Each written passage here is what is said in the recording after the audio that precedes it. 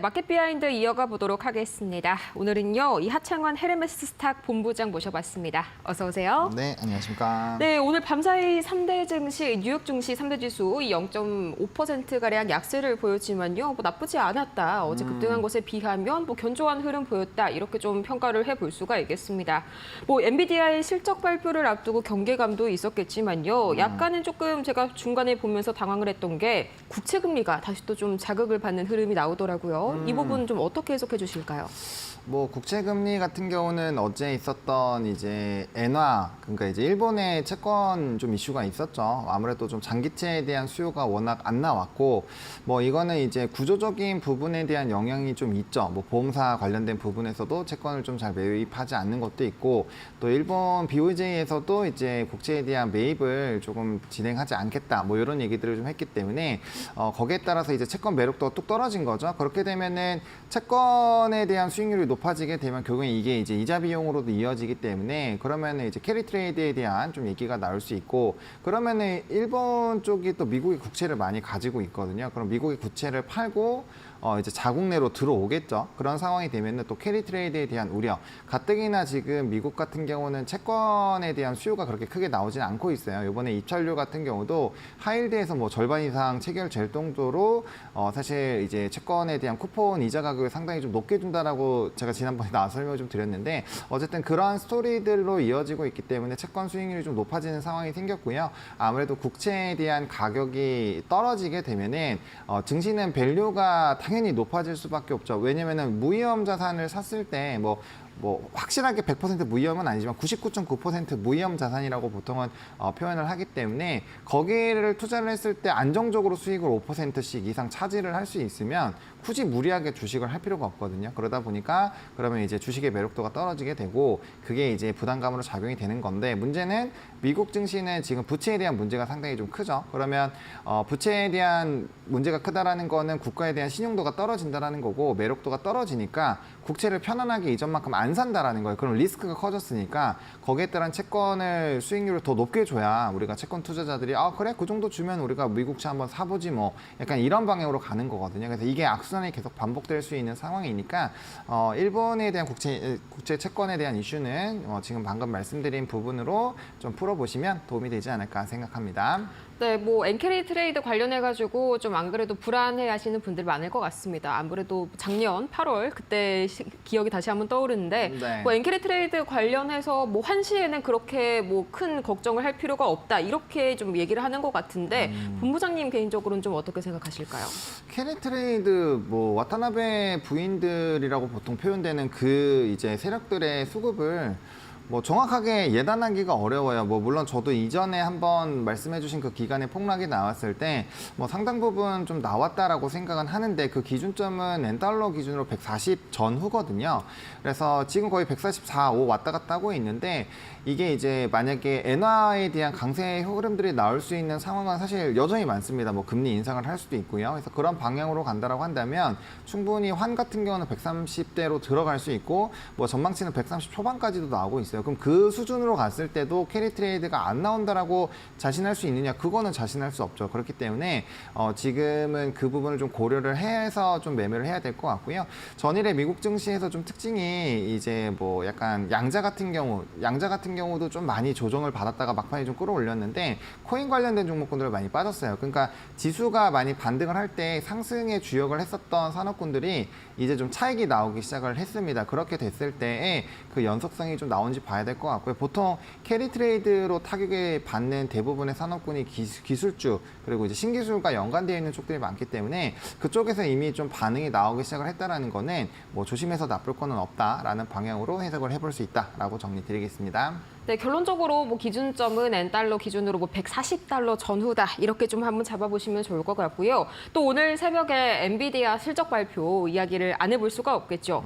결과는 시간의 거래에서 주가가 좀 말을 해주는 것 같습니다. 네. 지금 이 시간에도 4%대 강세 좀 시연을 해주고 있는데, 어제 또 삼성전자가 3.7%, SK하이닉스가 상당히 또 좋은 흐름 보여줬잖아요. 오늘 관련해서 한국 반도체주들 어떻게 좀 움직일까요?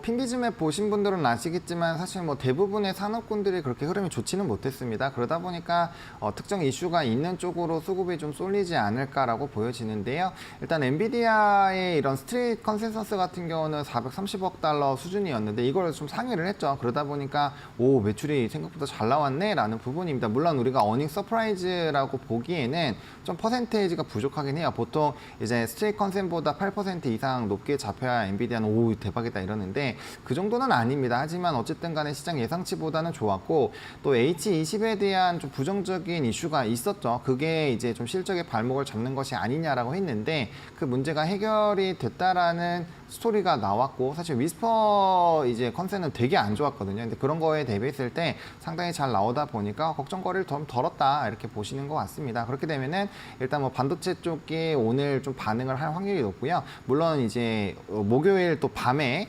어떻게 엔비디아나 이런 쪽이 움직이는 걸 봐야 되는데 브로드컴도 4% 정도가 올랐단 말이에요. 그래서 좀 AI를 선도하는 두 기업 모두 다 그러면 4%대 정도로 평균치가 올라간 걸 보면 나머지 반도체 종목군들도 이제 본장에선 좋을 확률이 높고요. 그 대의장에 반영이 되면 그게 이제 우리나라 소부장들 쪽으로 연결이 될 겁니다. 그리고 삼성전자는 GDDR7에 대한 이슈가 같이 있어요. 이게 이제 엔비디아발 이슈도 있고요. 물론 이제 그게 중국 지역에서 좀 크게 영향을 주는 건데 뭐 전체 매출에 비하면 엄청나게 크다라고 보기는 어렵지만 어쨌든 간에 엔비디아 생태계로 들어가는 것 자체에 좀 프리미엄을 많이 붙이는 것 같아요. 게다가 이제 뭐 HBM 같은 경우는 뭐 사실 부정적인 뉴스가 더 많기는 합니다만 어쨌든 간에 뭐 퀄에 대한 기대감들도 뭐 여전히 있는 상황이고 또 이제 지수의 레벨업단 어제 좀 특징적인 흐름이 이제 기존의 주도주였던 조선방산 뭐 변압기 원전 이런 종목군들이 빠지고 그 수급이 대거 2차전지랑 이제 반도체 쪽으로 넘어갔습니다. 근데 구조적으로 봤을 때 2차전지나 LFP 관련된 이슈로 조금 강한 상승이 나오긴 했습니다만 이게 시차가 조금 있어요. 이제 공장에 탑재되고 진행이 되는 게 27년 이후이니까 그거에서 뭔가 구조적으로 뭔가 수익성을 보기엔 좀 애매하긴 합니다. 물론 이제 증권가가 워낙 강력하게 코멘트를 또 하고 있는 상황이라 플러스 알파 요인이 나올 수 있지만 만약에 거기에 대한 탄력도가 좀 떨어진다고 생각을 하면은 그 수급이 온전히 반도체 쪽으로 쏠릴 수 있다라는 거죠. 그렇기 때문에 오늘 외국인 상위 종목이 삼성이랑 하이닉스 쪽으로 쏠리게 된다면 아마 소부장 종목군들이 먼저 좀 치고 올라갈 것 같고요. 뭐 일단 엔비디아가 좋으면 SK 하이닉스발 영향으로 가는 그런 하이 밸류 체인 단의 종목군들이 좋으니까 그쪽으로 중심으로 좀 보시는 게 맞지 않을까라는 생각은 있습니다. 네, 확실히 오늘 좀 본장이 기대가 많이 되는 그런 상황이네요. 또 말씀을 주신 것처럼 2차 전지가 또 어제 오랜만에 같이 반도체주랑 같이 올라갔습니다. 이런 흐름이 상당히 좀 요새 국내 증시에서는 드물었잖아요. 네. 그래도 다시 한번 좀 올해 수익률 꼴찌 2차 전지 드디어 좀 날개 달고 갈 수 있을까요? 이게 좀 참 어려운 얘기인데요. 저는 그렇죠. 근데 좀 산업적으로 아직 되돌림이 명확하게 나오지 않았다라고 생각을 하고 있기 때문에 저는 조금 사실 단기 반등이 나오면 저점에서 산 물량들은 정리를 하는 게 맞지 않을까 생각합니다. 지금은 트레이딩으로 접근을 해야지 산업적으로 보기에는 우리가 넘어야 될 산이 너무 많습니다. 예를 들어서 LFP 다 좋다고 해볼 수 있어요. 다 좋은데 문제가 뭐냐면 그게 이제 2년 사이에 중국과 미국이 만약에 관계가 개선이 된다라고 한다면 그러면 규제가 없어질 수 있잖아요. 그 규제가 없어진다라고 가정을 했을 때 과연 우리나라가 중국 대비했을 때 매력도를 강력하게 가져갈 수 있느냐라는 부분에서는 물음표죠. 애초에 중국은 LFP, 우리나라는 3원 개가 뛰어났었기 때문에 뭐 진출해서 어느 정도 이제 점유율을 뺏어올 수 있겠지만 과거에 이런 2차전지 영광을 다 찾을 수 있겠느냐 그거는 아니라는 거죠. 그러면 결국엔 상단이 제한이 될 수밖에 없는 상황이고 그것도 그마저도 우리나라가 중국의 파일을 많이 뺏어 왔을 때의 전제잖아요. 그러니까 이게 상당히 쉽지 않은데 그 시기가 벌써 2년 뒤에요. 2년 뒤에 밸류를 땡겨 오기에는 뭐 보조금 관련된 부분도 물론 요번에 이제 수정 IRA 법안이 뭐 나쁘지 않게 나오기는 했습니다만 그럼에도 불구하고 어쨌든 그 이제 지원을 축소하는 방향으로 가는 거는 맞거든요. 게다가 BYD가 가격을 떨어뜨리는 부분 그리고 저는 자율주행 로보택시가 이제 오늘 새벽에 나왔었던 게 테슬라가 6월 12일에 이벤트가 있다라고 얘기가 나오는데 지금 테슬라가 지금 화면에 나오는 것처럼 유럽 판매량이 굉장히 안 좋았음에도 불구하고 주가가 안 떨어지고 가는 거는 그 로보택시에 대한 기대감이 있기 때문이에요. 근데 로보택시가 진행이 된다라고 한다면 이게 공유 차량으로 넘어가는 건데 그럼 전 자동차에 판매되는 총량 양 자체가 줄어든다고 보거든요. 근데 지금 밑에 나오는 것처럼 BYD가 가격을 34%씩 때리는데 저거를 감당할 수 있을까라는 부분에서 물음표라는 거죠. 그리고 뭐 벤츠도 그렇고 다른 쪽도 그렇고 지금 중국에 대한 자본이 많이 들어가 있기 때문에 중국 거 쓰지 우리나라 거를 그것도 완벽하게 채택할까 이게 의문점이에요. 그러니까 우리나라 LFP에서 뭔가 기대가 되는 거는 미국이 중국을 규제를 하면서 중국 외 지역에서의 LFP 수요가 폭발적으로 터져 나와야 되는데 그 상황이 계속 유지가 되겠냐라는 거예요. 5년, 10년. 그렇게 된다라고 하면 당연히 지금 2차 전지 배팅을 해야죠. 근데 그렇게 보기에는 너무 쉽지 않다라는 겁니다. 그래서 제가 봤을 때는 이번 이렇게 이슈가 있을 때 그래도 2차 전지가 이슈가 있을 때는 좀 시원하게 올라가거든요. 워낙 주도 세트였다 보니까. 그래서 그런 상황이 왔을 때 좀 빠르게 기민하게 트레이딩으로 접근하는 건 나쁘지 않지만 저는 뭐 중장기 포트에 뭐 30%, 40%씩 채워 나가기에는 너무 위에서 물려 계신 분들이 많다. 그래서 저는 개인적으로는 그냥 트레이딩 정도로 보시면 좋을 것 같고요. 뭐 구조적으로는 안 보셨으면 좋겠습니다. 아, 참 이게 뭐 산업적으로는 아직은 뭐 큰 맥락의 변함이 없다. 이건 좀 상당히 좀 아쉽네요. 분위기를 한번 바꿔볼까요? 원전주들 또 트럼프 대통령의 행정명령에 이어서 계속해서 요새 좀 날뛰고 있죠. 이 한수원이 또 우간다 정부랑 용역 계약을 체결했다. 뭐 이런 이슈까지 어제 다시 한번 상승 탄력을 더해줬는데 원전주들 이게 또 잘 되면 한국형 원전 배치까지 좀 한번 생각을 해볼 수가 있는 거잖아요. 일단은 원전은 좀 나눠서 보셔야 됩니다. 원전은 일단 해외 거를 투자를 하신다라고 하면은 저는 완전 찬성입니다. 왜냐하면 해외는 자국 내 정책도 일치하죠. 이미 행정명령에 사인을 했고 그다음에 주도하는 기업들이 있습니다. 대표적으로 뭐 뉴스케일 파워, 컨스텔레이션 에너지 같은 이런 종목군들, 뭐 카메코 다 좋죠. 그런 종목군들이 전 세계에서 이제 원전을 좀 주도하고 그런 이제 재료도 납품하고 하는 회사들인데 우리나라도 뭐 그렇게 치면 두산 에너빌리티나 뭐 BHI 같은 종목군들 뭐 시세도 꽤 많이 나왔습니다. 좋은데 문제는 우리나라 같은 경우 체코에 대한 뭐 다시 좀 되돌림이 나오긴 했습니다만 어쨌든 픽스가 잘 안 나요 항상.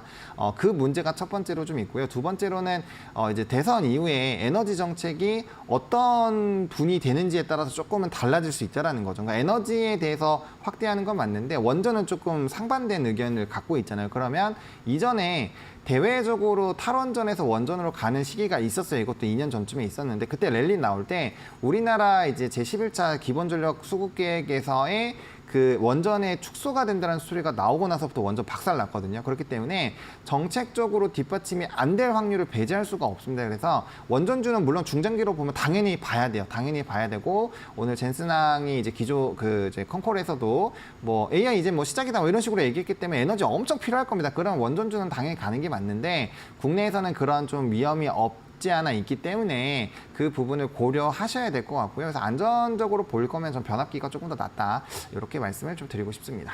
네, 이것도 조금은 아쉽네요. 그래도 뭐 변압기 쪽에 좀 집중을 해보면 괜찮은 그런 이슈니까요. 또 오늘 금통위 이슈까지 같이 좀 있죠. 굉장히 좀 중요한 그런 이벤트들이 다 같이 몰려있는 오늘인 것 같습니다. 오늘 오전 11시부터 이제 11시 10분부터 이총재 기자 간담회가 시작이 될 예정인데 뭐 시장에서는 기존금리랑 성장률 모두 좀 하향 조정을 하는 것 같습니다. 올해 성장률이 0%대 좀 상당히 충격적이네요. 네. 뭐 0%대 나오기는 했는데 또 해외 IB 기관에서 또 1%대로 올려줬습니다. 그러니까 이제 관세에 대해서 영향을 많이 받는 구조이죠. 우리나라 같은 경우는 아무래도 이제 수출 기반이고 내수는 답이 안 나옵니다. 왜냐하면 일단 애초에 인구 자체가 안 돼요.